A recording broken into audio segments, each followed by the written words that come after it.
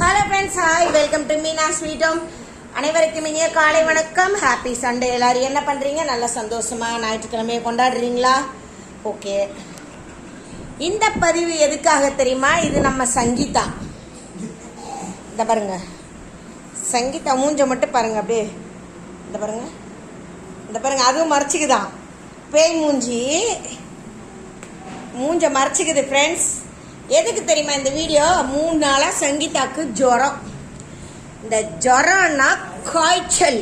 இந்த காய்ச்சல் எதனால வந்துச்சுன்னு தெரியுமா? சங்கீதா ஒரு புதுசா அடிக்கடி ஒன்று சொல்லும், நான் டயட் இருந்து வெயிட் கம்மி பண்ண போறேன்னு. ஆனா டயட்டுன்னா காலையில சாப்பிடணும் ஃப்ரெண்ட்ஸ். சங்கீதா காலையில வெறுமனே ஒரு சுண்டல் எடுத்துட்டு போச்சு.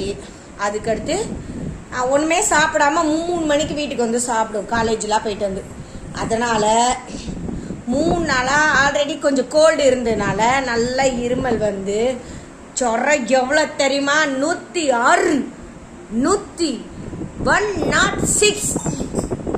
சரியா? இதனால எனக்கு ஒரு ஹாஸ்பிட்டல் செலவு வேற ஒரு 1000 கிட்ட ஆயிடுச்சு.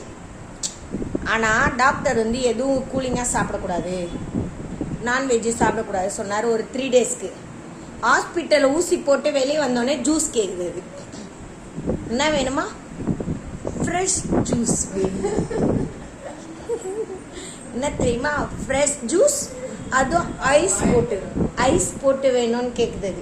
இந்த மாதிரிலாம் யாருன்னா பண்ணுவாங்களா? இதுங்களாம் வச்சு எப்படி வளர்க்குறதுன்னே தெரியல. தயவு செஞ்சு எங்கள் வீட்டில் 2ஐயும் நீங்கள் யாருனாச்சும் தத்து எடுத்துக்கோங்க ஃப்ரெண்ட்ஸ். என்னால் சமாளிக்க முடியல, என்னால் சேவ் பண்ணவே முடியல ஃப்ரெண்ட்ஸ். சொன்ன பேச்சு கேட்க மாட்டேங்குதுங்க. சரியா? அதுலேயும் இந்த சங்கீதா, நான் டயட் இருக்க போகிறேன்னு சொல்லும் போதே சொன்னேன், எதுனா உடம்பு சரியில்லைன்னா ஸ்டான்லி ஹாஸ்பிட்டலில் கொண்டு போய் அட்மிட் பண்ணிட்டு வந்துடுவேன், கவர்மெண்ட் ஹாஸ்பிட்டலில். என்கிட்ட பணம் இல்லை, பைசா இல்லைன்னு சொன்னேன். ஆனால் அதையும் மீறி இருந்து இப்போ 3 நாளாக எனக்கு விடுற 2 நாள் லீவில் 1 நாள் முழுக்க அதுக்கு வேலை செஞ்சு என்னால் முடியல ஃப்ரெண்ட்ஸ். இல்லை, என்ன யாராச்சும் தட்டை எடுத்துட்டு போயிடுறீங்களா யாருன்னா வீட்டுக்கு?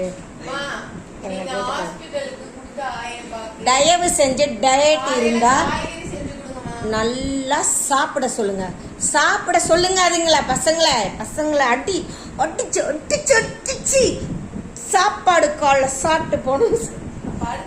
நல்லா பாக்குது. இந்த பாருங்க, பாருங்க, இந்த கண்ணை பேய் மூஞ்சி மாதிரி ஆயிடுச்சுங்க பாருங்க. சாப்பிடாம இந்த மூஞ்சை காட்டு, இந்த மூஞ்சி பேய்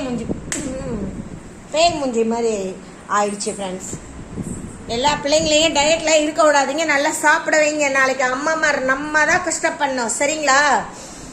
வர்ற ஆட்டுறதுக்கு அப்படியே மூஞ்சி மூங்கு குத்தணும்னு வருது, அப்படியே குத்தணும்னு.